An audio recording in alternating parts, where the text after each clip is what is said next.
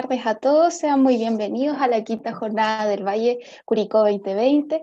Este año, como ya saben, ha sido un año bastante distinto debido al coronavirus. No nos podemos reunir presencialmente, pero por esa razón lo decidimos hacer online. Esta es una instancia para que podamos compartir y ayudar a la formación médica continua. Ojalá todos puedan ser partícipes. Y además también, como todos sabemos, internos de sextos y séptimos, estamos reuniendo nuestros puntos para postular posteriormente a nuestra beca y a nuestro general de zona. Sean todos muy bienvenidos y el día de hoy estamos acá junto con el doctor Igor Bello. Él es médico cirujano, especialista en cirugía bariátrica del Hospital Base de Curicó y hoy nos va a dar una exposición sobre cirugía bariátrica en pandemia. Así que muchas gracias, doctor, por estar presente el día de hoy. No, gracias a ti, Carolina. De verdad que es un placer ayudarlos y compartir y enseñanza. De verdad que cuando quieran. Doctor, parece que estamos con un eh, problema, se queda pegado. ¿Se escucha mal o se queda como el pegado? No, ahora está de corrido, así que ahora sí. Ya, ya. Posiblemente que la conexión de internet se ponga inestable. Si pasa, déjame saber para ajustarlo. Ya. Doctor, no sé si Bueno, estamos. voy a comenzar a compartir pantalla y déjame saber si se ve. Sí, se ve. Estamos viendo su pantalla. Ya. ¿Me ibas a decir algo? Cuéntame. Sí, que estamos transmitiendo además en vivo por YouTube, además de la reunión por Zoom, así que las preguntas van a ser al final. Le vamos a dar un tiempo para que hagan preguntas. Ok, ok, buenísimo. Entonces, sin más Lo dejamos preámbulos, con usted, doctor. sí. Gracias, Carolina. El día de hoy vamos a compartir un tema que está muy en boga, en top, y es hablar un poco de cirugía electiva, en este caso cirugía bariátrica en tiempos de pandemia. Esto, por supuesto, alusivo a la pandemia que se nos vino este año totalmente inesperado y cambió todo el curso y la evolución de la cirugía electiva de nuestros enfermos. Bien, y comenzamos diciendo que la cirugía bariátrica electiva, o sea, es una cirugía electiva y por lo tanto es totalmente postergable. Eh, pero también es una cirugía necesaria. Eh, y con esto quiero dejar una interrogante, una incógnita para ver qué opinan ustedes. ¿Cuál pandemia es peor? ¿Es la pandemia del coronavirus, o sea, el síndrome respiratorio agudo severo, SARS-CoV-2, o la obesidad mórbida? ¿Cuál pandemia será peor? Bueno, resumiendo, tenemos actualmente las cirugías bariátricas. Existen muchas cirugías bariátricas en el mundo. Cada vez, cada día, a algún cirujano se le ocurre hacer algo nuevo, inventando, pero por supuesto tenemos que nosotros apoyarnos y usar una cirugía que tenga una aprobación por la Federación Internacional de la Cirugía de la Obesidad, que es la IFSO, y por supuesto que tenga un aval según la medicina basada en la evidencia. En este sentido, actualmente existen cirugías bariátricas restrictivas, como la banda gástrica ajustable, la manga gástrica o sleeve gastrectomy, la gastroplastia endoscópica y el balón intragástrico. Estas dos últimas son, digamos, técnicas mm, terapéuticas, ¿ok? Opciones terapéuticas invasivas que no son consideradas cirugías per se. Estas técnicas restrictivas van a tener una remisión de la diabetes mellitus tipo 2 escasamente del 47 a 70%, según los metaanálisis más grandes que se han hecho en cirugía bariátrica, como el estudio Bockwell o el Sostrom de los suizos. Bueno, también tenemos cirugías bariátricas mixtas, ¿ok? Que incluyen cirugías restrictivas y malabsortivas, o técnicas, mejor dicho. Entre ellas el gol estándar en la actualidad, que es el bypass gástrico laparoscópico en Y o Y de Rux, el switch duodenal, ¿ok? En el cual se confecciona una manga gástrica con una bujía grande de 60 French y se excluye la primera porción del duodeno, confeccionando el switch intestinal con asa bilopancreática y común, en la cual no importa las distancias, lo que sí importa es la distancia del asa común, que mide, según la técnica estándar, entre 70 centímetros a 1 metro. Actualmente el mini gastric bypass y el VAGUA, que son bypass gástrico de una anastomosis, se están englobando en un solo término porque la modificación técnica es mínima entre ellos, y el término es el OAC o One Anastomosis Gastric Bypass. ¿Okay?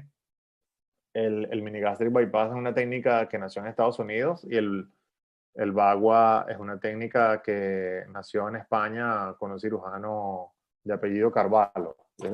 Y es, por supuesto, una técnica que se preconiza mucho allá. El SADI, o switch duodenal de una anastomosis, fíjense que es una modificación del switch duodenal clásico, del segundo que hablábamos aquí, donde va a quedar un canal común de 250 centímetros, pero es una técnica donde excluimos la primera porción del duodeno, hacemos la manga gástrica con bujía grande, pero es una sola anastomosis. O sea, esta técnica no lleva Y. Y la creó un español, también un español de nombre Andrés Sánchez Pernaute. Estas técnicas tienen una remisión de diabetes mellitus tipo 2 y control metabólico mucho más alta que las técnicas restrictivas que hablábamos, que tienen escasamente 37, el orden de promedio de 50%. Estas técnicas pueden resolver la diabetes mellitus hasta 100%.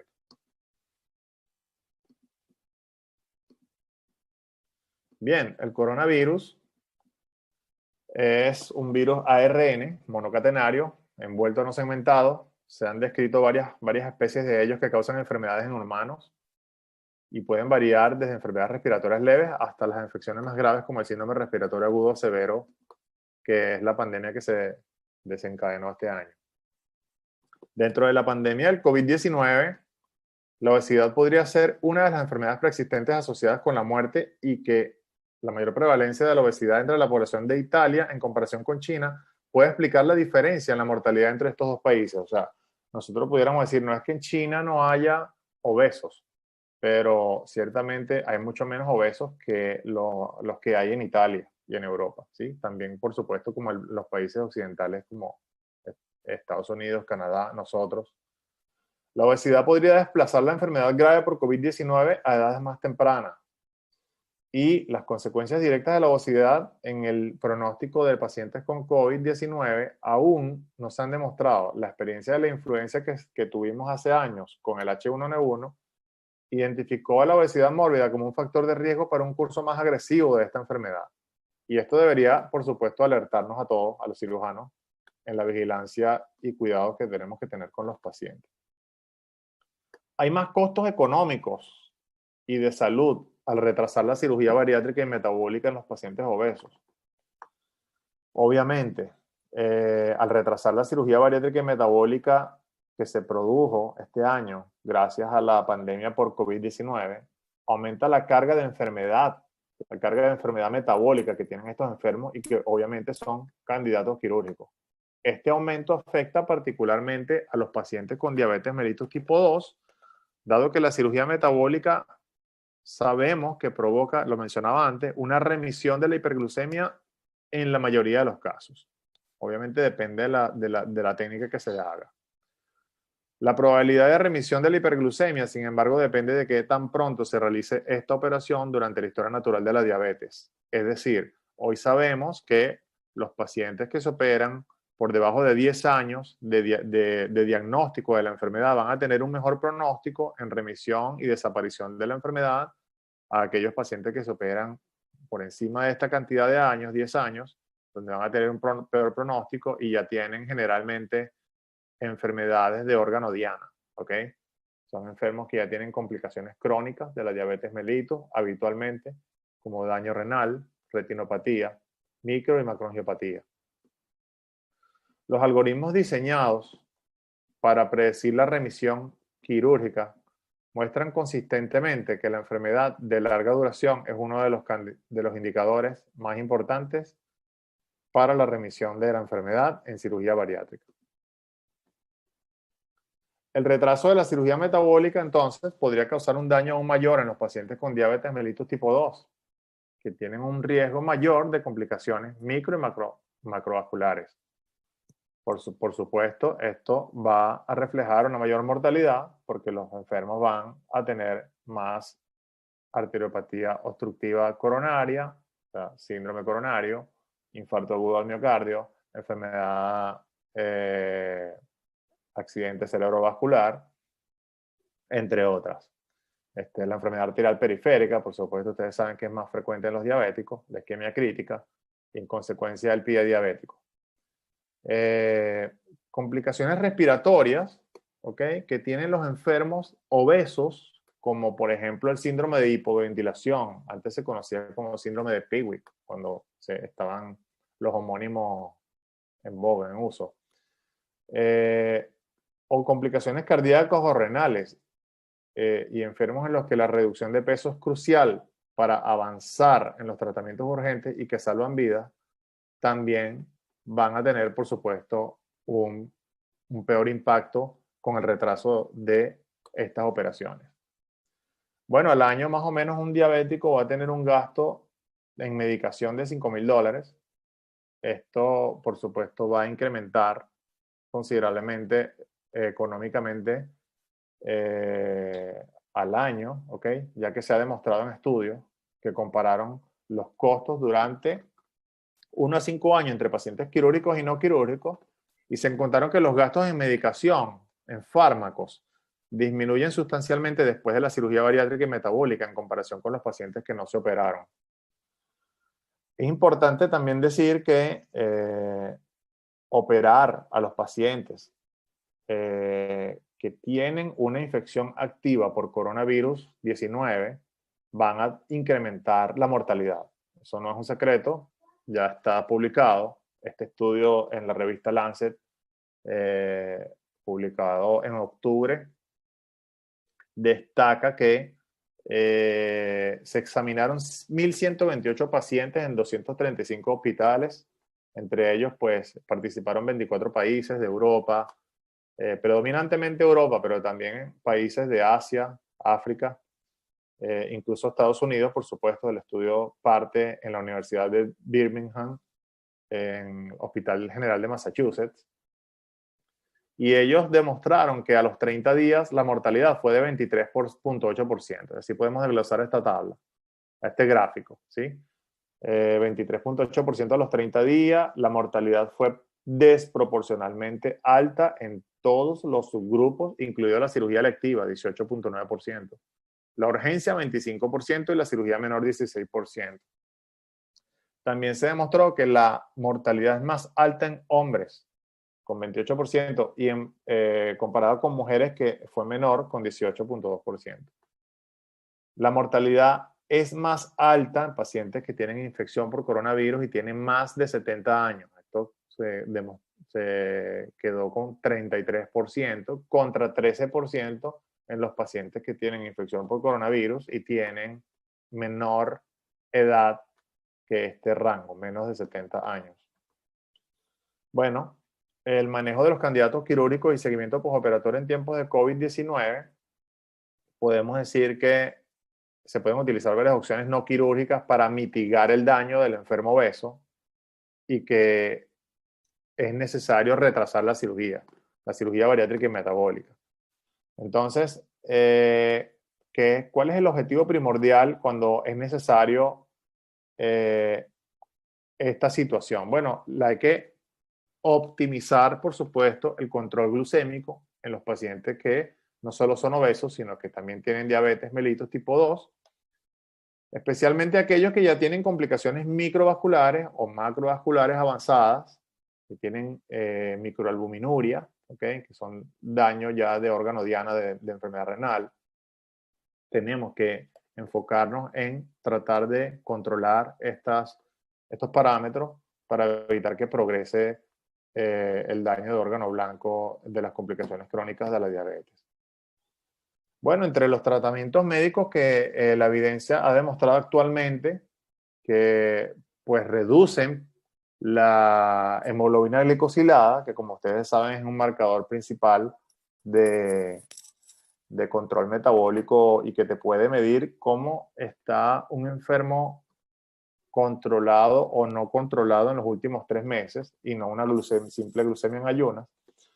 Pues la evidencia dispone de estrategias farmacológicas que promueven la pérdida de peso, como por ejemplo el agonista del receptor del péptido 1, similar al glucagón, el GLP-1, o los inhibidores del cotransportador de sodio, glucosa 2.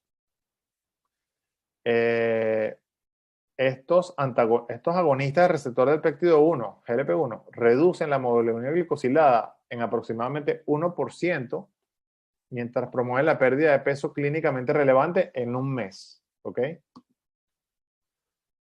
Este diagrama de flujo, este flujograma,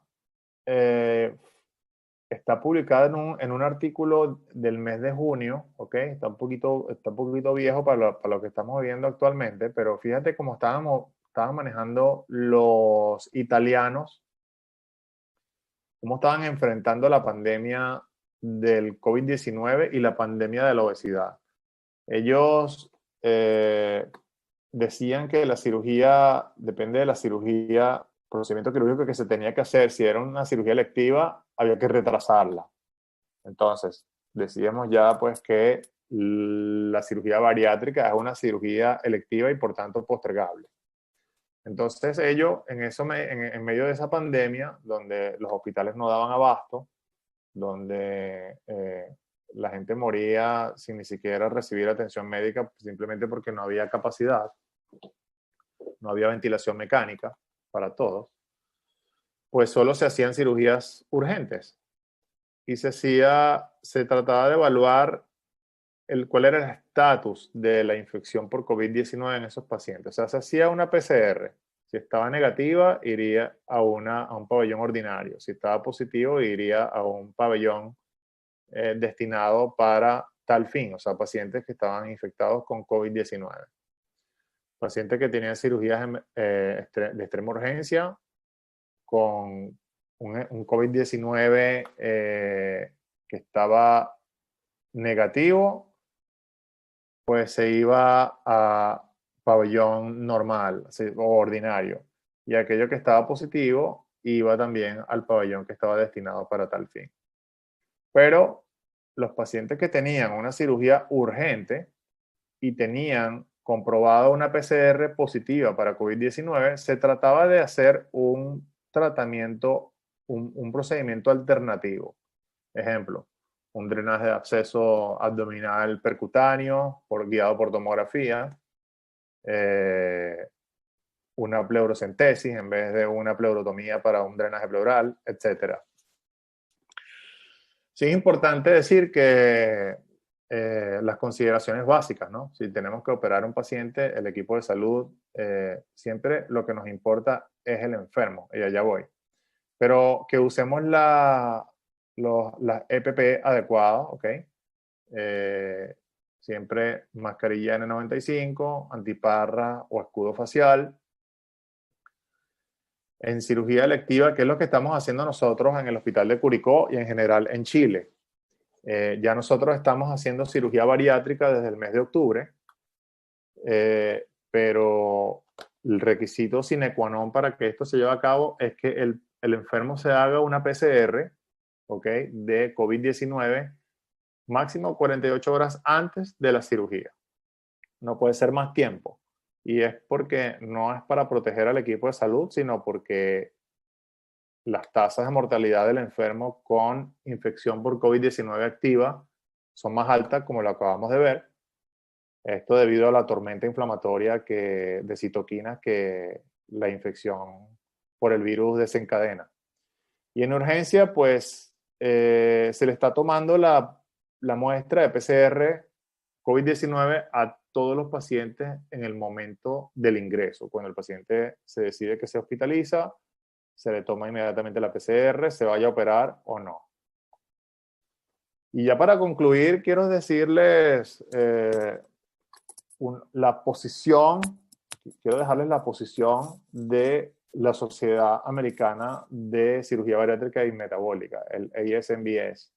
Y esto salió el 23 de junio de este año. Ellos dijeron, tomaron la posición, luego de reunirse, que había que llamar a la reanudación segura de la cirugía bariátrica y metabólica antes de que la pandemia de COVID-19 terminara. Y se declaró que la cirugía bariátrica y metabólica es médicamente necesaria y el mejor tratamiento para aquellos con obesidad severa que limita y amenaza la vida.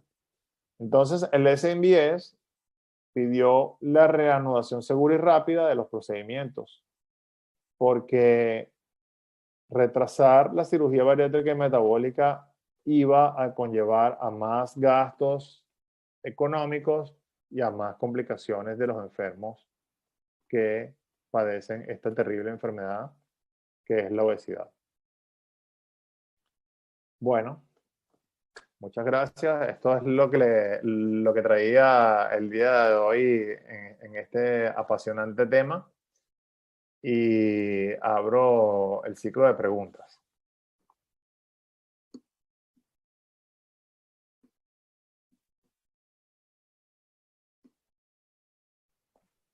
Bueno, doctor, aquí nos llegó una pregunta donde dice que si han encontrado alguna diferencia en la evolución postoperatoria de los pacientes durante este tiempo en pandemia o algún tipo de complicación que antes no estaba considerada en los pacientes.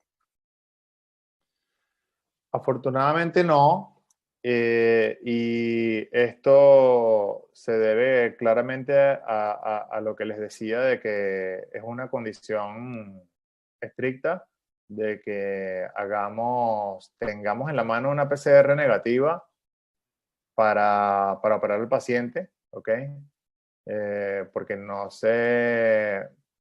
es tolerable operar a un paciente con una infección por COVID-19 activa, ya que va a subir exageradamente y desproporcionalmente la tasa de mortalidad.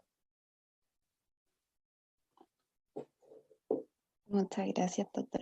Otra pregunta que nos llegó es que ¿cuándo se consideraría una cirugía bariátrica de urgencia o no realizable teniendo en cuenta el costo-beneficio en estos tiempos de pandemia? ¿Cuándo se consideraría una cirugía bariátrica? Repítelo.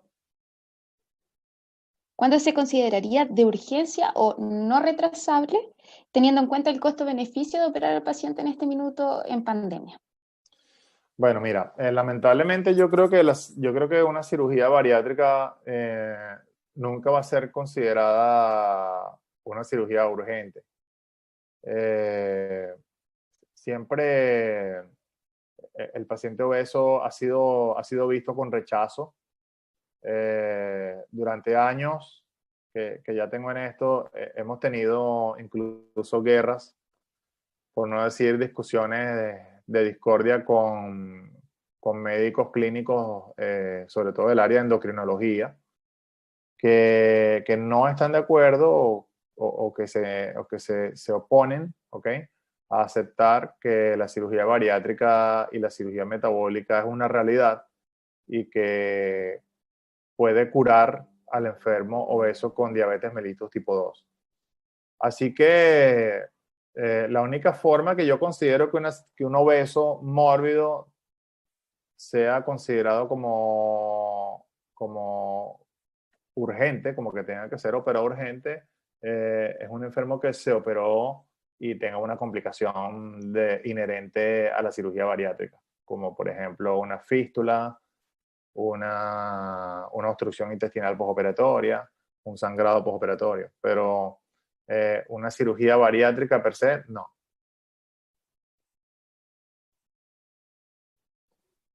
Doctor, otra pregunta de parte de nuestros espectadores. Camila pregunta, ¿cómo ha sido la reacción de los pacientes ante la opción operatoria en tiempos de pandemia? Si se han negado a operarse. Al principio sí, sobre todo estoy hablando entre los meses marzo y junio, pero luego de este tiempo la gente fue perdiendo un poco el miedo al virus y asumiendo que la enfermedad que padecen es una condición más grave que la infección por el virus por sí misma. Y los pacientes pues siguieron yendo a la consulta, siguieron yendo a sus controles de psicólogo, de nutricionista, no frenaron aún más pues de lo que estaba durante ese tiempo los análisis preoperatorios, llámese endoscopía digestiva alta, ecotomografía abdominal. Ellos siguieron avanzando con su proceso y hoy día pues yo te puedo decir que tengo pacientes que me escriben, no a diario, pero sí cada 3 o 4 días, doctor, ¿cuándo me pueden operar? Porque en este sentido, nosotros, particularmente en el Hospital de Curicó, estamos operando, como les decía, desde octubre, cirugía bariátrica electiva con una tasa, o sea, un permiso que nos dio la dirección del hospital por capacidad institucional de un paciente cada 3 semanas, ¿ok? Eso nos daba, según el análisis que hicimos en octubre, un chance de operar 5 pacientes en lo que resta de año. Y ya los llevamos, o sea, ya llevamos 4. En lo que queda de diciembre haremos otro paciente más. Obviamente quisiéramos operar muchos más pacientes, pero la capacidad institucional no nos los permite. Es muy poco, ¿ok? Realmente es muy poco. Entre enero y marzo habremos operado unos 9 y ahora estos 5 pacientes en lo que resta de año.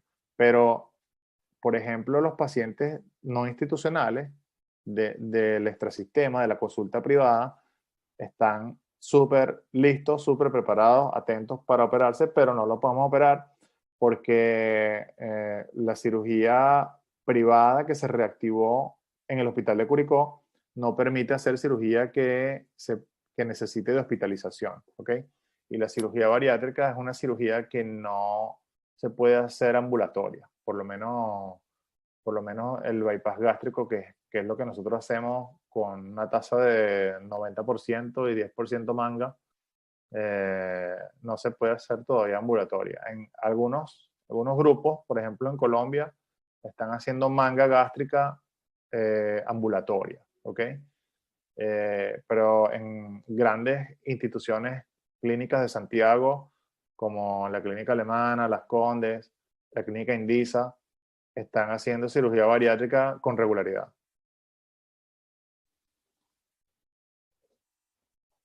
Muchas gracias, doctor. Otra pregunta que tenemos de Fernanda. Ella dice, ¿cómo es la adherencia de la dieta postquirúrgica? ¿Cómo es la adherencia de los Bien, pacientes? Fernanda, ese es un tema bien delicado, bien estricto. Por eso el paciente tiene que ir a consulta con nutricionista antes de la cirugía y, por supuesto, después de la cirugía. Nosotros mantenemos al paciente inserto en el programa durante 5 años, para que tengas una idea. La idea de la consulta con nutricionista preoperatoria es que el enfermo pierda de 7 a 10% del exceso de peso. Ejemplo, si el paciente tiene un exceso de peso de 50 kilos, él tiene que perder 5 kilogramos antes de la operación. Y eso se logra, la nutricionista lo logra haciéndole un régimen al paciente de una dieta hipocalórica hiperproteica. Pero, como sabes, en esta operación se hacen cortes gástricos, anastomosis gastrointestinales y anastomosis intestinales. Y la capacidad gástrica está reducida, particularmente en el bypass gástrico, pues de un estómago que tiene una capacidad de 1.5 litros, lo estás reduciendo a 20 a 30 ml en un determinado momento. Entonces, en el postoperatorio inmediato, ¿ok? Ese paciente va a estar tomando líquidos por la boca, pero sin sondas ni nada, pero con medidas estrictas. Entonces, el régimen dietético de la primera semana, ¿ok? Que nosotros lo llamamos como fase 1, lo dividimos en 4 fases. En la fase 1 el paciente va a estar tomando todo hídrico, ¿ok? Hídrico es una consistencia del agua. En ese sentido, el paciente va a poder tomar jugos de frutas que no sean cítricos ni lácteos, pero tiene que ser colado. Estos jugos tienen que ser colados porque la consistencia tiene que ser del agua. Y las medidas, pues este paciente va a poder tomar 60 ml cada hora, con una cantidad de hasta 1 litro en un día. Luego de que pasa esa semana, el paciente va a pasar a la fase 2, donde puede tomar todo líquido, pero ya no de la consistencia del agua. Entonces, en ese sentido, puede hacer jugos de frutas, sopas de pollo, carne, vacuno, pescado, pero tiene que pasarlo por una licuadora y ya no va a tener que hacer esas sopas coladas. En ese sentido, ya en la fase 2 va a poder hacer 5 tomas al día de 150 ml cada una. Y entre esas tomas también va a poder hacer, cuando tenga sed, hidratación de jugos o agua simplemente con tomas de 80 a 100 ml. Entonces, en esa fase 2 ya el paciente está llegando a 1.5 litros. Esa fase 2 dura hasta 10 días. Cuando vamos a la fase 3, ya el paciente tiene 3 semanas de operado, o va entrando a la tercera semana de operado y va a entrar a la fase de blandos molidos, ¿ok? Tipo papilla. En ese sentido, ya la nutricionista pues le da al paciente toda una gama, todo un programa estricto de qué es lo que puede comer. Y en el blando papilla, para que tengas una idea, pues el paciente está empezando a masticar de nuevo, está conociéndose de nuevo y va a poder comer galletas de agua, albóndigas, carne molida, pescado, ok, pescado en salsa y así. Hasta que llega a la fase 4, donde el paciente puede comer de todo, pero va a tener que conocerse de nuevo. Habrán alimentos que no tolerará más nunca. Por ejemplo, el pulpo. El pulpo no son alimentos que se mastican 1000 veces y 1000 veces sigue igual. Entonces, es un alimento que produce típicamente vómitos.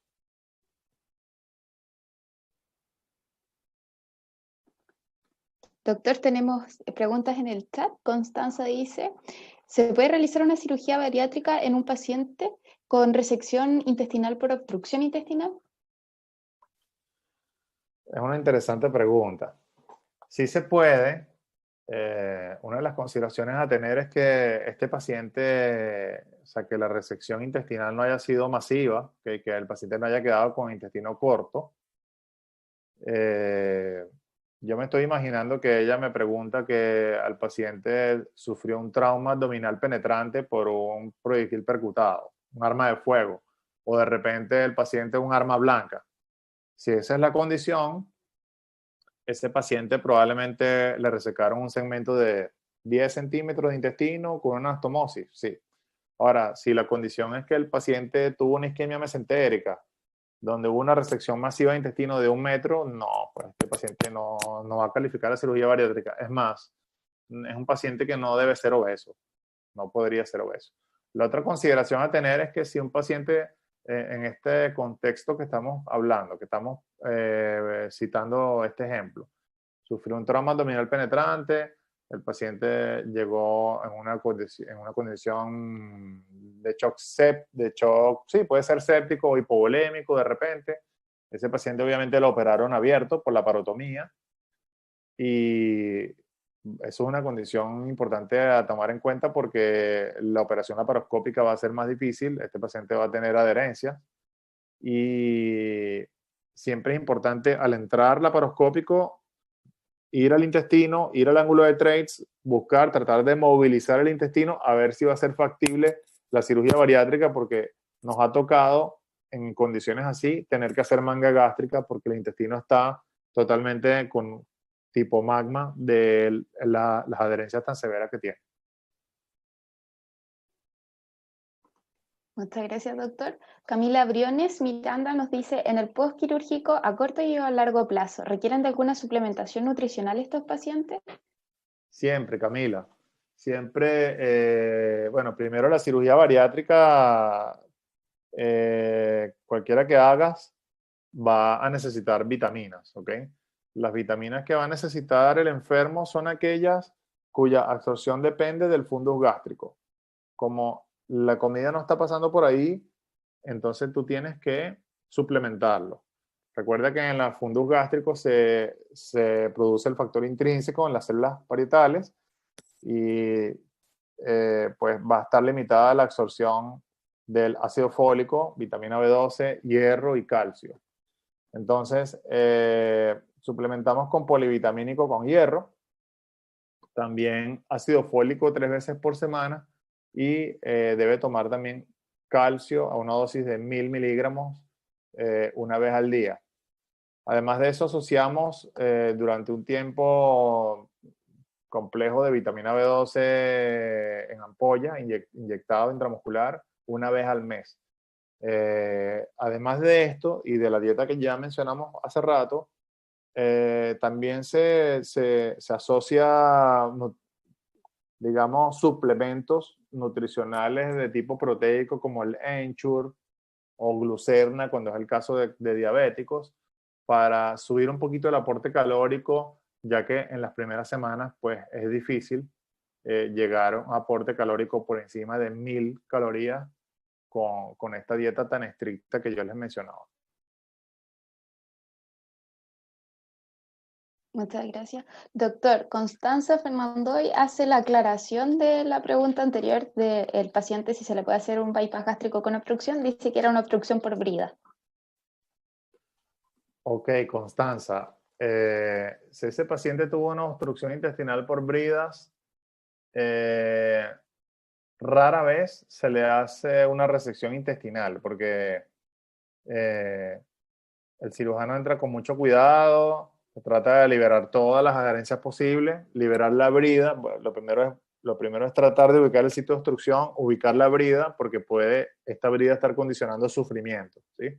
Sufrimiento intestinal que te lleve a un infarto localizado, generalmente por bridas localizadas, que tengas que hacer una resección y anastomosis. Generalmente, si tú llegas a tiempo, el enfermo consultó a tiempo, logras liberar la brida, ves la viabilidad de las asas y no tienes que hacer resección intestinal. Pero si el paciente consultó tarde, es una brida que tiene tiempo, está francamente obstruido, entraste y hay una brida que está condicionando isquemia de un segmento intestinal, pues tendrás que obviamente hacer resección, anastomosis intestinal. Sí, sí vas a poder hacer una cirugía bariátrica, pero la condición, porque no hay una resección intestinal masiva. La condición va a ser que es un reto, un paciente que es un reto porque técnicamente es bien difícil. Hay que tomar la consideración que les dije, entrar, verificar el intestino, tratar de ubicar el ángulo de Treitz y manipularlo para ver si es móvil y si es factible una cirugía bariátrica mixta como el bypass gástrico, SADI o switch duodenal. Si no, tienes que ofrecerle una manga, pues.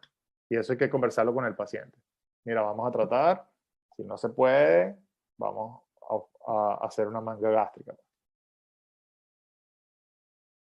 Doctor, una pregunta que nos llega por interno de Matías. Pregunta, ¿al cuánto tiempo de pasar la infección por COVID-19 es recomendable realizar la cirugía? Bien, los estudios están hablando de 3 meses por lo menos, ¿ok? Porque ya que la infección por COVID-19 te produce una disminución de la capacidad pulmonar total y produce consecuentemente cansancio. El paciente, si tuvo una infección, sobre todo depende de el grado de enfermedad que tuvo. Hay pacientes que tienen, como saben, enfermedades leves, infección por COVID-19 leve, pero hay pacientes que se ven muy mal y están realmente graves. Los pacientes con infección leve a moderada suelen tener disminución de la capacidad pulmonar total y van a tener cansancio fácil con actividades incluso cotidianas, ¿ok? Subir un piso de escaleras, hacer una caminata de 500 metros. Entonces, es conveniente por lo menos esperar 3 meses. Si la infección fue moderada, severa, obviamente hay que hacer espirometría. y considerar evaluación por especialista broncopulmonar si es necesario. La obesidad mórbida es una enfermedad que condiciona, lo mencionábamos en la presentación, síndrome de hipoventilación. Esto, por supuesto, es debido a una insuficiencia respiratoria restrictiva que tienen porque no hay compliance, no mueven bien la caja torácica. Nosotros anteriormente pedíamos espirometría a todos los enfermos, pero ya no, ya porque las cosas han cambiado y se pide la espirometría cuando es necesario, o sea, cuando vemos que el paciente tiene insuficiencia respiratoria restrictiva, el paciente presenta ronquidos en la noche, el paciente hace periodos de apnea, ¿ok? Ese paciente tiene indicación de espirometría y o también evaluación del especialista broncopulmonar. Doctor, otra pregunta que nos llegó por interno por parte de Catalina dice, ¿cuáles son los requisitos para realizar un bypass junto con colecistectomía? Para realizar un bypass junto con colecistectomía, el requisito es tener litiasis vesicular, ¿ok? Eh, Nosotros no hacemos, escasamente en el mundo hay grupos muy seleccionados que hacen colecistectomía junto a una cirugía bariátrica si la vesícula no está enferma, o sea, si la vesícula no tiene cálculos. Nicolás Copinaro, cuando describió su técnica en los años 80, que es la derivación biliopancreática, comenzó a hacer colecistectomía porque es una técnica que es muy mal absortiva, es netamente mal absortiva, y los pacientes estaban haciendo litiasis vesicular en un porcentaje demasiado alto. Las técnicas que nosotros hacemos actualmente tienen una tasa de aparición de litiasis vesicular en el postoperatorio de hasta 30%. Eso por modificación del metabolismo, la pérdida de peso tan importante y acelerada va a desencadenar la formación de cálculos en la vesícula, y también otras consideraciones técnicas, que es cuando se secciona la rama del nervio vago que va a inervar la vesícula. No todas las técnicas contemplan el corte y la ligadura del aumento menor. Algunos se meten más cercano a la curva menor gástrica y preservan esa rama, pero eso también tiene que ver. Nosotros, particularmente, cuando el paciente tiene litiasis vesicular, hacemos por norma la colecistectomía junto al procedimiento bariátrico, sobre todo si estamos haciendo un bypass gástrico, porque va a quedar excluido el duodeno, ¿ok? Y este duodeno no va a ser accesible por una vía endoscópica, y consecuentemente, si el duodeno no va a ser accesible por vía endoscópica, si este enfermo que tiene litiasis vesicular y por mala suerte un cálculo se desprende, se desplaza de la vesícula y causa coleocolitiasis, pancreatitis aguda biliar, colangitis, etc., no se va a poder resolver la colangitis por vía endoscópica, o sea, por ERCP, porque no va a ser accesible por endoscopía. Es decir, al entrar el endoscopista, entra al pouch gástrico, reservorio gástrico, luego está una anastomosis y tendría que vencer 1 metro de asa alimentaria, luego 1 metro en ascenso de asa biliopancreática, llegar al duodeno, a la papila y hacer la papilotomía. Y ningún endoscopio te va a dar esa longitud de 2,5 metros, ¿sí? Gracias, doctor. En el chat pregunta Catalina Barrientos, buenas tardes, doctor, una consulta. Considerando la importancia del factor psicológico y actividad física en el posoperatorio, en los pacientes que han operado este año, ¿ha visto usted algún cambio en el contexto de la pandemia, cuarentenas y su efecto en el estado de ánimo y limitación de la actividad física al aire libre? Claro que sí, claro que sí. De hecho, no solo los pacientes han aumentado de peso y perdieron el trabajo que no todos, por supuesto no podemos generalizar, pero sí gran parte de ellos perdieron el trabajo que habían logrado con la nutricionista, ¿ok? En el cual habían perdido excelentemente el 7, 10% del exceso de peso. Habían hecho trabajo con kinesiólogos, ¿ok? Nosotros también tenemos kinesiólogos que los evalúa preoperatorio. un trabajo importante desde el punto de vista físico y mental, ¿ok? Habían perdido, por ejemplo, 20 kilos y reganaron 15. Otros incluso reganaron más. Y no solo desde el punto de vista físico, también psicológico. Eh, la gente, al verse encerrada, de que no te dejan salir, de que no te dejan moverte de tu casa, obviamente eso repercute fisiológicamente y se quieren meter a más atracones de comida y obviamente es una repercusión negativa que hemos visto, sí lo hemos visto en esta pandemia. Gracias, doctor. Y la última pregunta que tenemos de Lisa Fuster. Doctor, ¿cómo ve el avance de la cirugía bariátrica en el paciente pediátrico en nuestro país, considerando el aumento de la prevalencia de obesidad y síndrome metabólico en este grupo etario? Es una interesante pregunta, Lisa. El avance en Chile no es importante, ¿ok?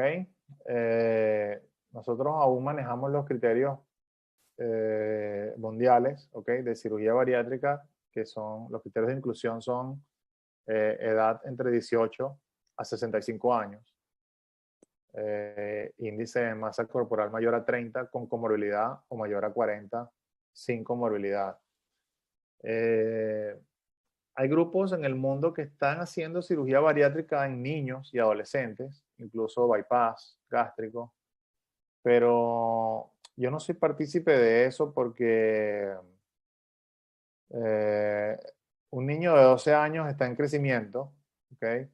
Obviamente, y poner a un niño de 12 años a tomar vitaminas, a tomar calcio, a, a tener un poquito de resorción ósea en plena fase de crecimiento, yo lo veo como un tema delicado, ¿ok?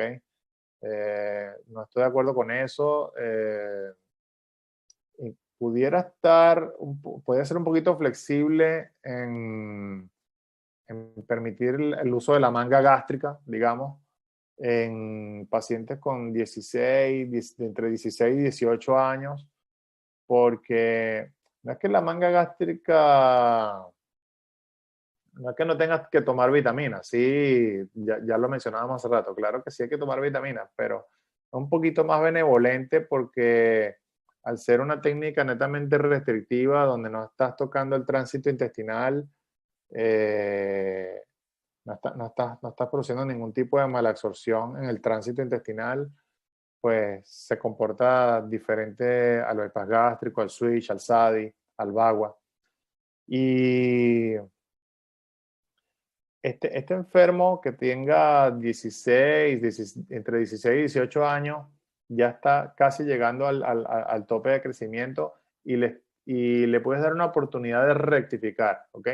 De rectificar desde el punto de vista de su estilo de vida, de su estado mental, ¿ok? Un paciente a esa edad, obviamente, la juventud lo tiene con mucho ímpetu, en el que tiene poca disciplina, ¿okay? Tiene poca disciplina para hacer o cumplir, mejor dicho, horarios rigurosos de comida o horarios rigurosos en el que te tienes que tomar un medicamento.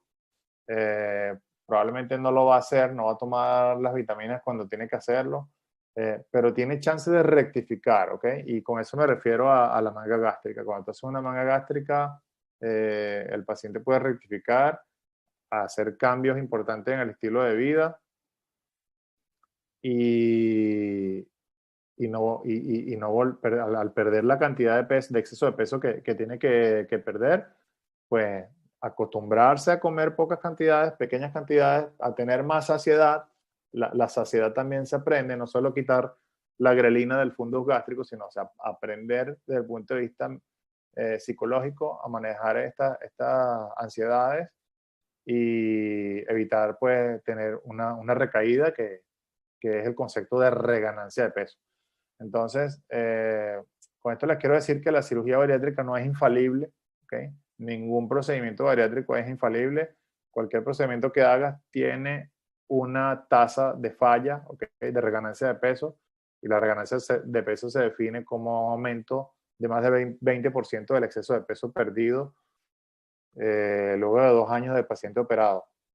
La manga gástrica tiene más reganancia de peso que el bypass gástrico y que otros procedimientos, pero tiene más chance de rectificar y el procedimiento que más fácil se puede convertir, ¿ok? En una cirugía de revisión a otro procedimiento bariátrico distinto. Y con eso me refiero a la rectificación, al chance que tú le puedes dar al paciente.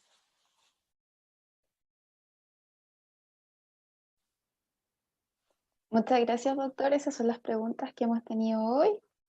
Eh, bueno, le queríamos eso, dar las gracias por haber aceptado dar esta exposición sobre cirugía bariátrica y acompañarnos en esta formación médica. No, para nada. El gusto es mío. Gracias a ti, Carolina, por invitarme, por tomarme en cuenta y lo disfruté mucho. Cuando quieran o necesitan de mi apoyo, pueden contar conmigo. Muchas gracias.